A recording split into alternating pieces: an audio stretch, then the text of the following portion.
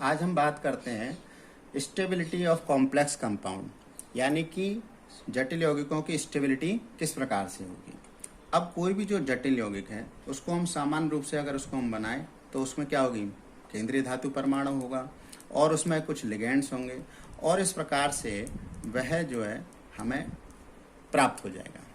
अब पिछली साल जब अपन ने साम्यावस्था स्थिरांक पढ़ा था तो हमने निकाला था किस प्रकार से अपन इसको लिख सकते हैं, ml4/m और l की पावर 4। इसको हम साम्यावस्था स्थिरांक के हिसाब से ऐसे लिख सकते हैं।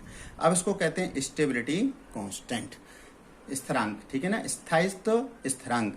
अब ये जो Ks है इसका मान जितना अधिक होगा उसका स्थायित्व उतना ही अधिक होगा, यानी कि स्टेबिलिटी कांस्टेंट का मान जितना अधिक होगा। कहने का मतलब क्या हो गया कि ml4 वैसे तो ये आयनित होता ही नहीं है, लेकिन हमने मान लिया कि कोई लाखों और करोड़ों मॉलिक्यूल्स में से एक मॉलिक्यूल आयनित हो गया, तो जितना ये अनायनित होगा, स्टेबल होगा, Ks का मान उतना ही अधिक होगा और इस प्रकार से स्थायित्व उतना ही अधिक होगा।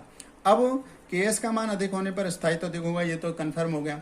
अब लेकिन ये कौन कौन सी बातों पर निर्भर करेगा कि केंद्रीय धातु परमाणु है उसके आयन की प्रकृति, नेचर ऑफ आयन, ठीक है ना, सेंट्रल आयन।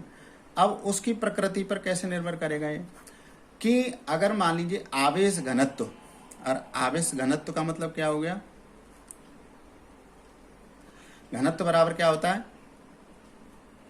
आवेश घनत्व की बात कर रहे हैं तो आवेश बटे त्रिज्या।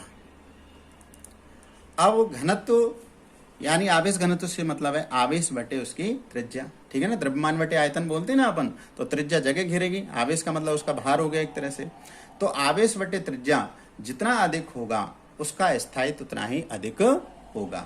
जैसे हम बात करें कि Fe3+ है किसी में, ठीक है, और एक में है Fe2+, तो आवेश किस में ज्यादा है, 3+ में ज्यादा है 2+ की अपेक्षा, ठीक है ना, और इसका आकार कम होगा, इसका आकार बड़ा होगा, तो घनत्व कहाँ ज्यादा होगा, यहाँ ज्यादा होगा, तो Ks का मान यहाँ ज्यादा होगा इस प्रकार से, और इसकी जो स्थायित्व है वो क्या होगी, ज्यादा होगी।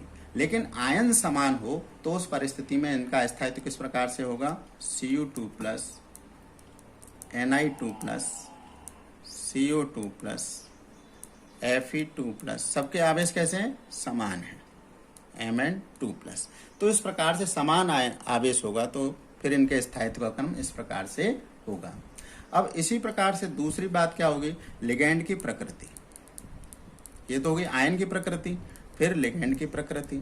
अब लिगैंड की प्रकृति कैसे होगी कि कोई तो शीघ्रता से आसानी से लोन पेयर दे सकता है और कोई आसानी से नहीं दे, तो जो जितनी आसानी से लोन पेयर को दे सकता है या त्याग सकता है वह उतना ही अच्छी उसकी स्थायित्व होगी, क्योंकि वह उतनी प्रबलता के साथ में केंद्रीय धातु परमाणु के साथ में जुड़ सकता है। तो अगर अपन बात करें साइनाइड और अमोनिया की, तो साइनाइड युक्त जो भी यौगिक है वो ज़्यादा स्थायी होगा, क्योंकि उसकी लोन पेयर देने की प्रकृति ज़्यादा है बनस्पत अमोनिया के, ठीक है। तो लिगेंड कितनी शीघ्रता से इलेक्ट्रॉन को दान कर रहा है, लोन पेयर को दान कर रहा है, ये इस बात पर डिपेंड करेगा कि उसकी प्रकृति कम होगी या ज़्यादा होगी। और तीसरी बात क्या होगी, कीलेटीकरण। हमने पढ़ा था कीलेट लिगेंड पढ़े थे अपन ने, और कीलेशन इसको बोलते हैं। तो कीलेट लिगेंड कैसे, जो द्विदंतुक लिगेंड थे वो कीलेट लिगेंड होते हैं, और जो इस प्रकार से यानी द्विदंतुक लिगेंड के द्वारा जिन कंपाउंडों का निर्माण होता है वे ज़्यादा स्थायी होते हैं। तो ये तीन मुख्य कारण हैं जिसके कारण से हम ये बता सकते हैं कि कौन ज़्यादा स्थायी होगा और कौन कम स्थायी होगा। तो इस प्रकार से हमने इस पार्ट में ये इतनी सारी बातें पढ़ी, और जो अंतिम टॉपिक है कि यौगिकों का जो महत्व है, इन कॉम्प्लेक्स कंपाउंड का जो महत्व है वो अपन किताब में से ही पढ़ लेंगे। उसको जनरली हम बात कहें तो इसमें 2-3 बातें हैं मुख्य, कि एक तो गुणात्मक विश्लेषण में, यानी किस प्रकार से हम यौगिकों का जब हम टेस्ट करते हैं तो किस प्रकार से आयरन है, निकेल है, कॉपर है, इनके हम किस प्रकार से हम परीक्षण कर सकते हैं, उस बात की लिए इसका महत्व है। दूसरा, धातुओं के निष्कर्षण में भी इसका महत्व है कि हम सिल्वर है, कॉपर, सिल्वर है, गोल्ड है, इनका किस प्रकार से हम निष्कर्षण करें कि हमें आसानी से धातु प्राप्त हो जाए इसमें। और जैव प्रणाली में हम क्या कर सकते हैं कि जैव प्रणाली में लाल रक्त वर्णक जो होते हैं, हीमोग्लोबिन होता है, वो ऑक्सीजन का वाहक होता है, ठीक है ना।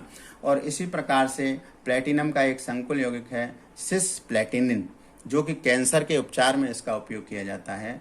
और प्रकाश संश्लेषण का जो प्रमुख कारक है, देखते हैं हम पेड़ पौधों में जो भोजन बनाने की क्षमता होती है वो किसके कारण से होती है, क्लोरोफिल के कारण से होती है। और वह किसका संकुल है, मैग्नीशियम का संकुल है, ठीक है। विटामिन B12 साइनोकोबालेमीन, जो कि कोबाल्ट का संकुल है।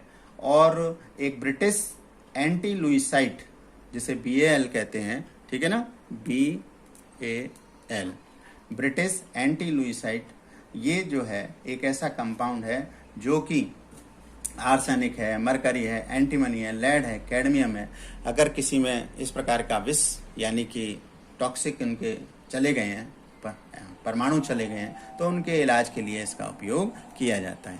तो इनको हम किताब में से पढ़ सकते हैं। तो इस प्रकार से ये जो पाठ है हमारा, ये कंप्लीट होता है। इसका अच्छी तरह से प्रैक्टिस करें। आपको बोर्ड के 2012 से लेकर के 2020 तक के किस प्रकार के प्रश्न पूछे जाते हैं, मुख्य रूप से IUPAC नाम, और जो ये संकृत अवस्था है कैसे होगी, अंतुचुंबकीय प्रतिचुंबकीय प्रकृति कैसे होती है, ऐसे कौन सा संकरण उसमें होगा, ये मुख्य रूप से पूछे जाते हैं। तो उनका हम अभ्यास कर सकते हैं। और यदि कोई समस्या आ रही है तो हम उसे पूछ भी सकते हैं। आपको किस प्रकार से ये जितनी भी वीडियोज अब पहली बार भेजी गई हैं आपके पास में, ये कैसी लग रही हैं, इसके बारे में भी आप बताएं, जिससे कि मुझे पता चले कि किस प्रकार से और इसमें सुधार अपन कर सकते हैं, जिससे कि शिक्षण अच्छा हो, आपका फ़ायदा हो जाए, ठीक है ना। तो ये सब बातें अब इसके साथ ही अपन सीखेंगे। और जो भी नोट्स आपको भेजे जा रहे हैं उनको आप लिख लें। ऐसा नहीं कि भाई मोबाइल में से देख के अपन पढ़ेंगे, उनको लिख लें। लिखने के बाद में ये जो क्लासेस की वीडियोस जा रही हैं उनकी मदद की सहायता से, उनकी सहायता से हम इनको पढ़ेंगे तो निश्चित रूप से हम ज्ञान अर्जन करेंगे और ठीक प्रकार से अपनी व्यवस्था चलती रहेगी। ठीक है, धन्यवाद।